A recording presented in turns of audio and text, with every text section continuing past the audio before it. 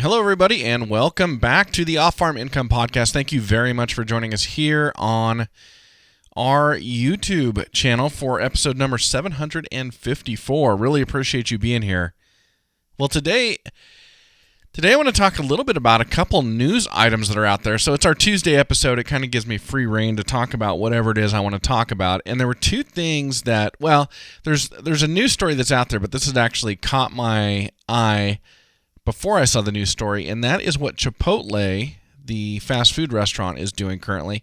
I'm going to talk about that one second. The first thing I want to talk about comes out of Ag Daily. I don't know if you guys check out Ag Daily and their website, but they do a great job. They've got great stories and really profile ag. And there's an article they've written here, and the title is Ranchers Welcome BLM Action to Improve Grazing Regulations. So if you live anywhere around public land, BLM land, Bureau of Land Management, and you are involved or sympathetic to, or just your community is involved in public ground grazing, either for cattle or for sheep, this is a big deal. This is a big deal because they're going to rework some things, and this should make it easier on ranchers who are running livestock on public ground. And to me, this is a very, very big deal, but I have a little bit of a personal touch with here. And in this article, I want to quote you one part out of this article because I found this to be very, very interesting. And it says here, quote, they're quoting Dr. J.J. Goycochea, who chairs the NCBA Federal Lands Committee, and he says, "We have endured Bruce Babbitt's range reform for over 25 years. Well, if you don't remember who Bruce Babbitt is, he was the governor of Arizona, and then he was the Secretary of the Interior during the Clinton administration. And this was right during the time that I was in college going to Montana State University up in Bozeman.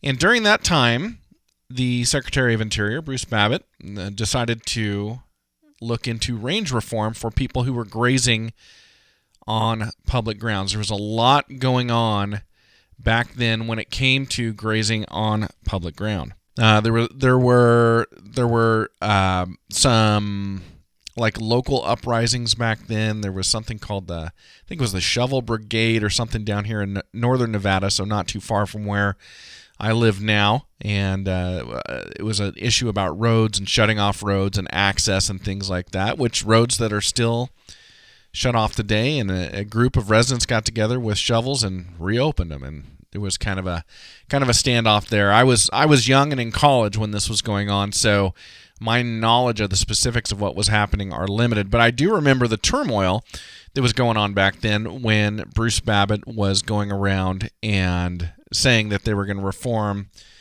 rangeland grazing and in all of these types of things. And I remember one thing specifically, and this is a story that has stuck with me for so long, and it's kind of one of those things, you're like 19, 20 years old, and you're idealistic still, but you're also still naive, and you've still got a lot of belief in what people say, a fundamental belief that when somebody speaks words, they mean them and they're true.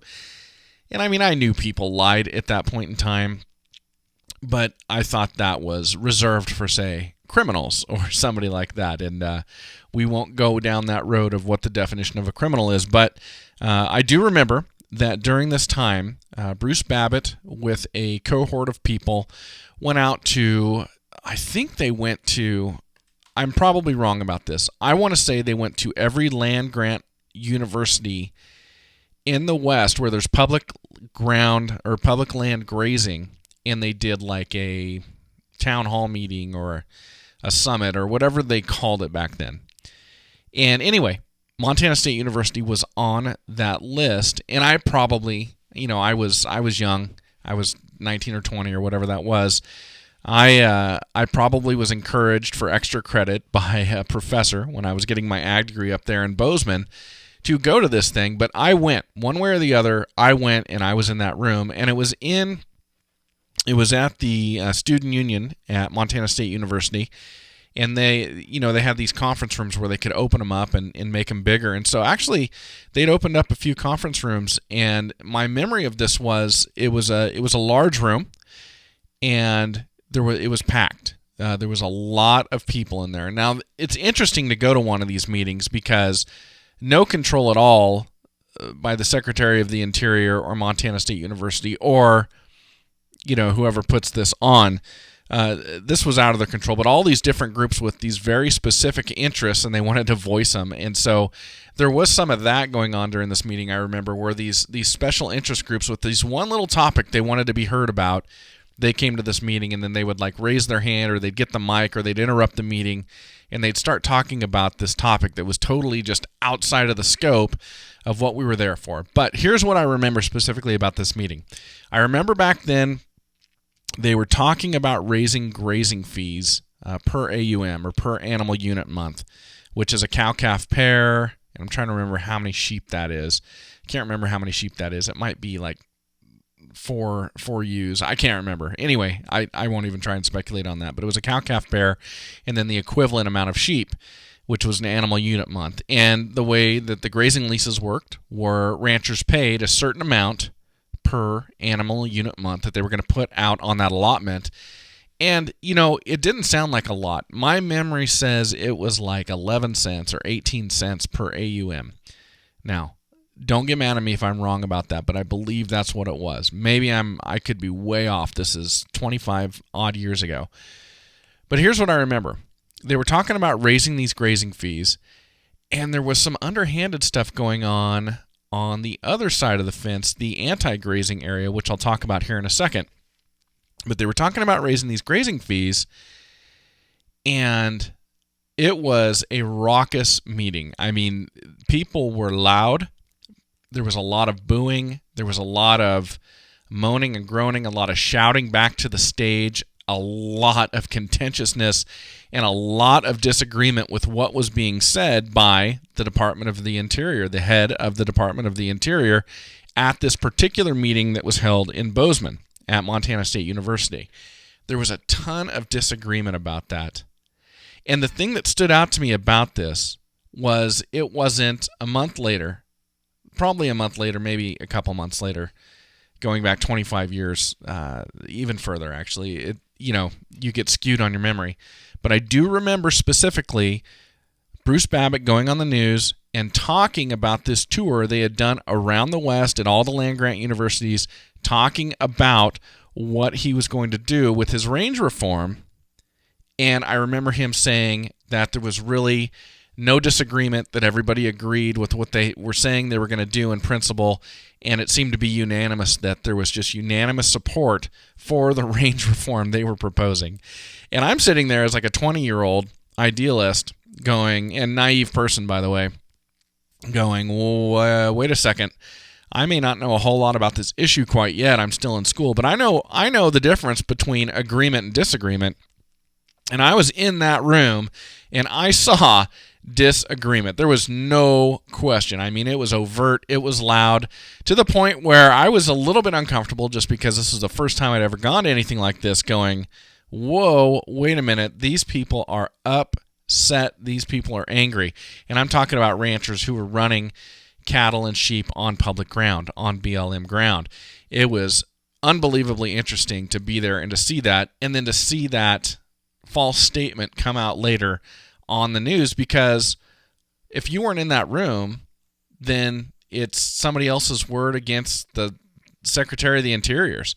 And since we start looking at federal control, which comes out of Washington, D.C., for the West, there's a lot of the rest of the country that has a say in what goes on, because their representatives and their senators are going to be voting on these things and agreeing to them. And, we're going to be either electing or not electing the next president. The Department of Interior, of course, is a cabinet position, or the secretary is a cabinet position that falls underneath the executive branch's purview. So, I mean, it was, to me, I was blown away by what he said on the news. Just nope, there was nothing. We were good. Everybody was in agreement.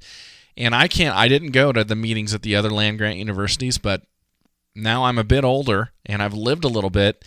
And I would be willing to say that there was disagreement at the other meetings as well. I'd bet a lot of money on that. But I know for a fact there was a lot of disagreement at that meeting in Bozeman. And to hear this gentleman get up there and say there was none, that was a growing point for me where I went, well, obviously it was, because it has stuck with me ever since. To see that and go, well, that is not what I witnessed, and I know it's not what you witnessed either. So it's interesting that going all the way back to then, this range reform is still going on. And so 25 years ago was, this article was written on January 20th, so you go back 2020, 25 years ago, that's 2000, or that's 1995. So yeah, I would have been 2021 because that'd be the year before I graduated at Montana State with my animal science degree. So really interesting to see that this is still going on, and it really makes you think about how involved you should be and how seriously you should be taking issues today, because once they're in place, oh my goodness, once they're in place, here we are 25 years later, and we're just now doing something about it. That's a quarter of a century, everybody. So, and I say this not to lecture anybody, maybe to lecture myself and say, man, I should be more involved and more active in these things. And I'm a member of the Farm Bureau, I'm a member of the Cattlemen's Association and all of that, but I really should be more active, because these things, once they get put into place, they stay there for a long time. And you know what? I can't comment on the veracity of this range reform that was proposed 25 years ago. I don't know the pros, the cons, the arguments from then. I can't say anything about that. All I can say is, if you're right, I don't think you have to make false statements, and one was certainly made on the news when I watched that. So that's really interesting. I wanted to bring that up. I just run across that article, and I don't really talk about news on this show very much. I definitely don't stray into politics on this show very much.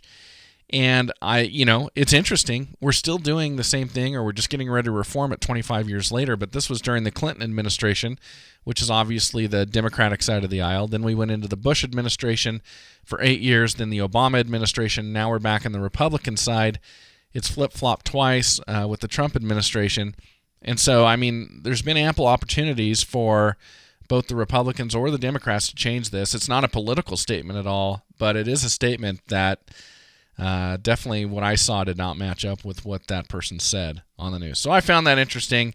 I wanted to bring that up, and hopefully whatever they do, because the ranchers get to participate in this process according to the article that I did read, which was recent, hopefully whatever they do, it works out in the ranchers' benefits. Now, a little side note on that, years later, and so everything came full circle. I graduated in 96, and then in about 2002, 2003, I had become interested in working for the BLM, the Bureau of Land Management, as a law enforcement ranger.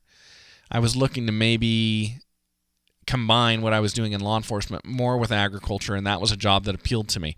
So I did a ride-along with a ranger here in Idaho, and it was a long day because we drove a lot of miles way out onto public ground.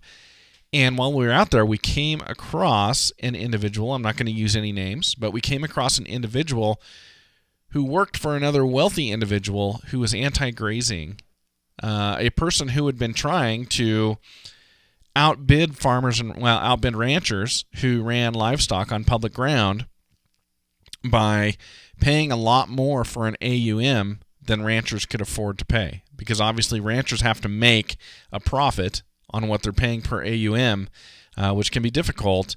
And that AUM is not just a one-time fee. And you know what? I probably completely misquoted that price. I apologize if I did. But I realized it wasn't very expensive back then, but it was an AUM per month or something like that. I can't remember. It's never something I've been able to get into. But anyway, there was a very wealthy individual who was trying to outbid and just basically buy up all the leases on public ground, and thankfully was not allowed to do that. But that person's purpose was to stop grazing on public ground, not allow it to happen. And then this person we ran into way out in the middle of nowhere in Idaho worked for this individual, and this person's job was to go around and basically try and catch ranchers in violation of Bureau of Land Management rules when it came to grazing. Whether it be having livestock near riparian areas, having gates open that shouldn't be open, or closed that shouldn't be closed. fences that were down, overgrazing, too many cattle, too many sheep, whatever it was.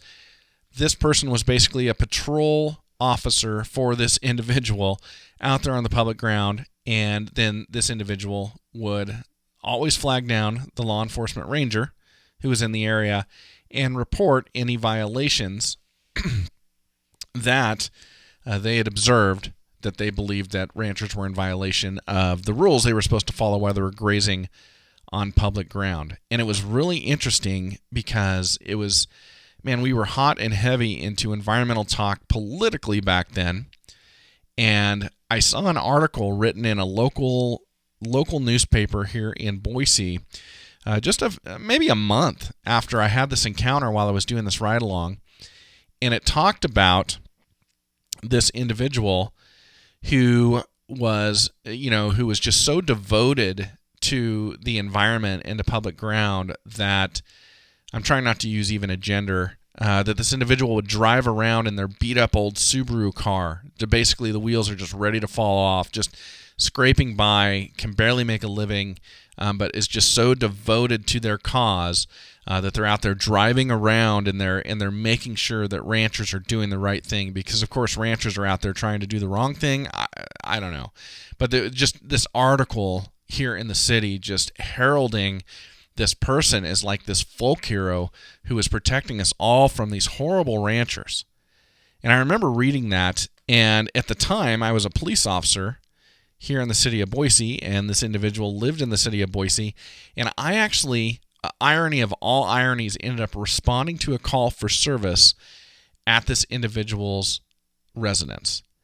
And when I went there and figured out who I was talking to, it all came full circle for me, and the beat-up Subaru was there. But then I realized what I had seen that day out there on the range, way out there, by the way. And this individual was not driving a beat-up Subaru. Matter of fact, I don't think the beat-up Subaru was actually at the house. But what I do remember for sure is that this individual was driving what looked to be a brand new Toyota 4Runner. Not an inexpensive car, not a fuel-efficient vehicle, by the way. And I also remember, because I like 4Runners, and I remember looking at this vehicle, I also remember aftermarket wheels and aftermarket tires that were larger than stock, meaning that diminished fuel economy as well. And the irony and the hypocrisy once again bugged me, and it has always, always stuck with me. So anyway, this article made me think of that. Those are two stories from my life and my observations of agriculture, even before I was able to be working in it full time. And I thought I would share those with you. I found it very interesting, and this article really brought back those memories for me, everybody. Well, hey, let me acknowledge our great sponsors really quick, everybody. Of course, Lacrosse Footwear. You can find them at lacrossefootwear.com. I tell you what, they have been making absolutely outstanding boots and footwear since 1897. Everything you need to work the ground, to work on your farm, to get the job done on the land, they provide it for you. You're going to be comfortable, you're going to be warm, and you are going to be dry. And this I can say with 100% assuredness because I do it every single day. We hope you will as well. And check them out over at lacrossefootwear.com. And of course, Powder River. You're going to find them over at powderriver.com. And boy, they have been at it for over 80 years themselves, making absolutely fantastic livestock handling equipment. And again, I always talk about them being able to handle the cattle that are raised out here in the West and coming in off the range. Well, I mean, that's exactly what they do. Out here in the West, Powder River means livestock handling equipment. And they have built the best to handle the most crazy cattle, and they can certainly handle your cattle as well. We hope you'll check them out at powderriver.com. All right. Well, let's do this. I want to jump to another topic, and I guess another story. This is something that I saw pop up on the internet a while ago, and it made me go, wait a minute, what's going on here? And that is Chipotle, the fast food restaurant, Chipotle. And if you remember, just a couple years ago, they were really saying a lot of bad things. Matter of fact, they've said a lot of bad things about American agriculture. Now, they have said bad things about certain parts of American agriculture. I want to be fair here. They've never said, they don't say bad things about regenerative agriculture. They don't say bad things about organic or anything like that. But what they have done is if they disagree with the manner in which you're conducting your farming operation, they have definitely been outspoken about that. And now, all of a sudden, I notice these videos coming out supporting young farmers, young ranchers, people who want to get involved in farming, supporting family farms. And I'm like, what's going on? I thought these people were anti-American agriculture. Like, you may remember the statement they made a few years back where they talked about getting I think they were talking about getting their beef from Australia because they were talking about, I think the quote was responsibly raised beef. I don't remember for sure, but I think what they had said is they were going to Australia for their beef because they wanted responsibly raised beef, completely ignoring what we just talked about, right? Which is all because they were subscribing to a certain method of raising cattle that they thought was right, completely ignoring all the cattle raised just the way they were defining what was right here in the United States on public ground. But we'll leave that as it is here for a second. So they were saying some bad things, and then as I was looking into this, I found another article, and this again came from Ag Daily, and it's an interesting article because it points out some of the things that Chipotle has done that are against American agriculture, like a couple of movies they've made. I didn't even know about that, but a couple movies or TV shows that they've made really bashing different agricultural practices in the United States. Well, here's my thing. I want to talk about this because now Chipotle, for one reason or another, who are getting behind American agriculture, now they've got this deal where folks who want to farm and they want to find a way to get good prices, being way out away from urban areas and things like that, they've come up with a way to do this. You can sign a 3-year contract right now. I'm looking at this on the Chipotle website right now. You can sign a 3-year contract, and as long as you raise your livestock the way they say to raise it, what they're saying here is that they're going to pay you a very competitive price for your livestock, and then, of course, they're going to be using that meat in their restaurants. And then they give a list of states where they need people and contact information and instructions. They give all of their requirements on what you need to do. And honestly, they're take what they require for raising beef. Pretty much the same as what I do right here on my farm. I would not be eligible because they say that you have to be a farmer whose primary income comes from farming. And my farm's just not big enough for us to do that at this point. But honestly, if it was, this would be something that I could enroll in because of the way we raise our beef. But if I've been consistent about one thing on this show, just one thing on this show, it's always been this. I'm here to support farming, period. You farm how you want to farm. Now, there are boundaries, but I'm not the overseer of those boundaries. The USDA is, and I know there are people out there that are going to or can make very, very strong arguments against USDA oversight and say that it's corrupt and it's paid for and blah, blah, blah, blah, blah. Yeah, I know. And you know what? I just wish there was a part of our world and our politics that wasn't subject to some of those forces, but I don't think they are. So I think we're doing the best with what we've got, everybody. I'm not the overseer of the rules. I don't have the knowledge base. I don't have the research, nor do I have the time to go out and police other people's farming methods. So I have to have some faith in government, and I'm sorry, it's just a reality. I have to have some faith in government that somebody there is doing the right thing and they're holding somebody to a standard. Does it always work? No, it doesn't. I know. But I have to have some faith because how in the world can I go about my life if I don't believe in our system of government? I can't police everybody, nor do I have the authority to do that. So, with that said, I have always said on this show, I support farming. I want to help people be able to farm. I don't want to help people be able to run down other farmers, but I want to help people to be able to farm. And if you want to go into production ag, if you want to go into regenerative ag, if I can help you accomplish either one of those two things, it will make my year. I will be so happy to be able to do that. The one thing I don't do, and by the way, we've got our own farm, obviously, and I raise our cattle as grass-fed and grass-finished. That's how I raise them, and that's how we market them. And I do that because we need a niche on a small farm like this, and that's what I have to do.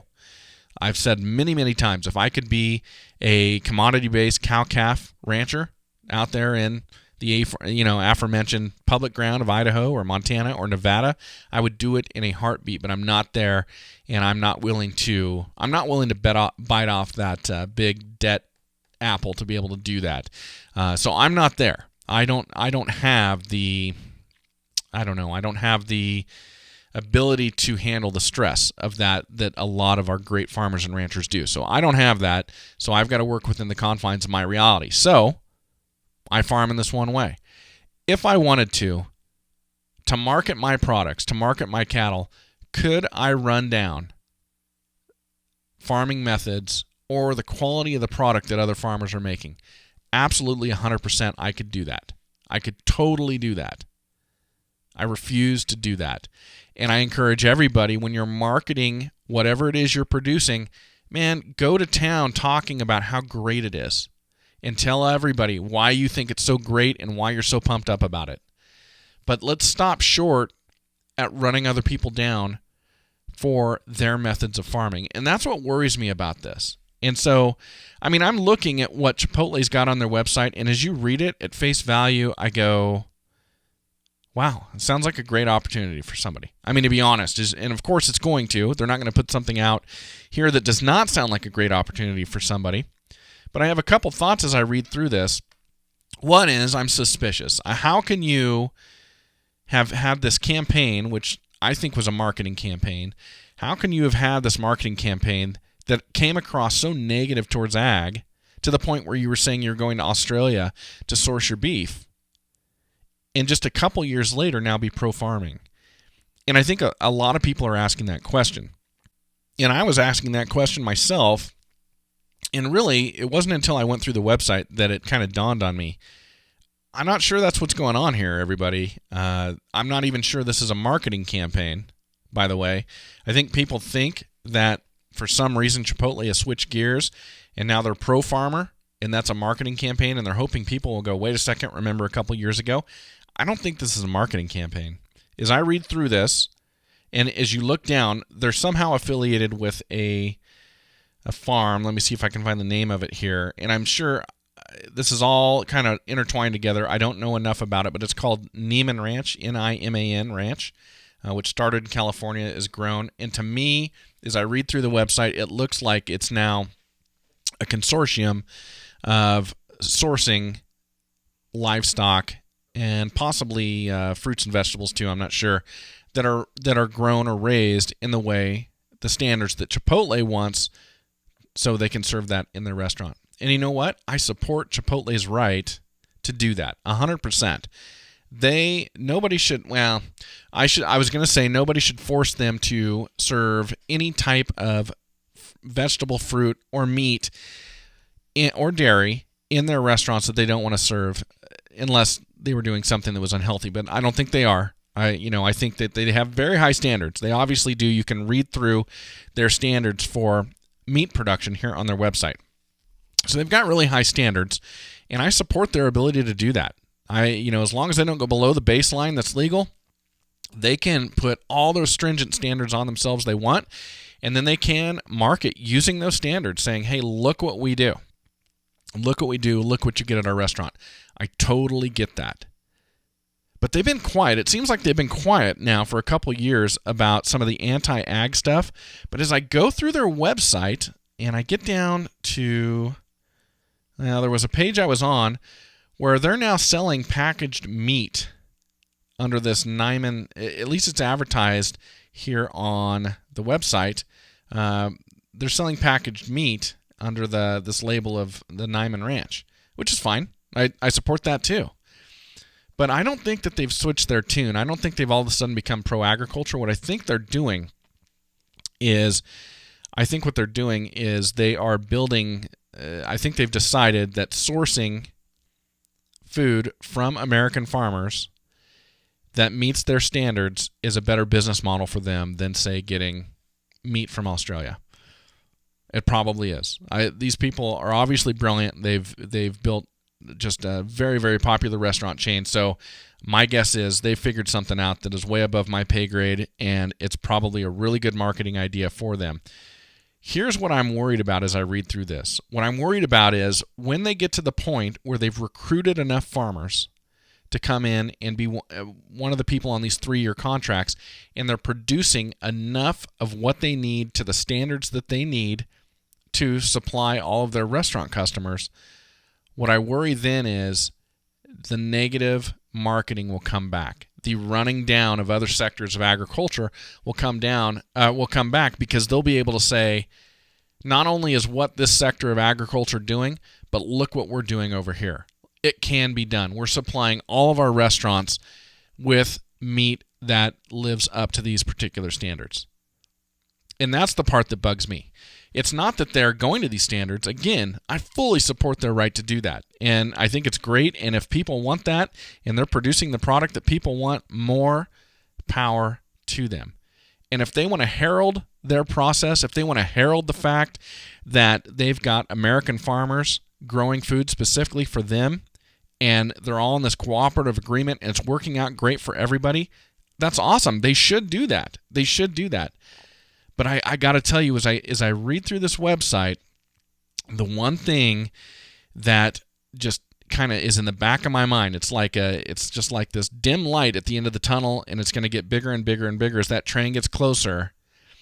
In my mind is, once whatever it is they're working on here, once it gets up and going, and they've got a sustainable model of sourcing their meat for their restaurants through this, I think that negative marketing message is coming back. Unless they've had a major change in their marketing department, their marketing plan, and they're not going to be saying negative things about other sectors of American agriculture anymore. To me, they're just waiting for the moment where they can juxtaposition the areas of American ag that they don't like versus the way they're doing it to prop themselves up. That is the worry here. And so as I'm looking through this, because again, if you want to farm, I want you to be able to farm, and I'm looking at this and I'm going, here is an opportunity for people. I mean, heck, if I change things up a little bit, here's an opportunity for me. I might even fit, if I looked into it deeper, maybe I'd fit into this. But I worry that you get into this 3-year contract and you're heralded as one of Chipotle's farmers, and then all of a sudden they start coming out with this message, again, running down other sectors of American agriculture. And that is a worry for me. That is a worry for me because you're locked in, you're contracted. So it's an interesting thing. It's an interesting thing to watch.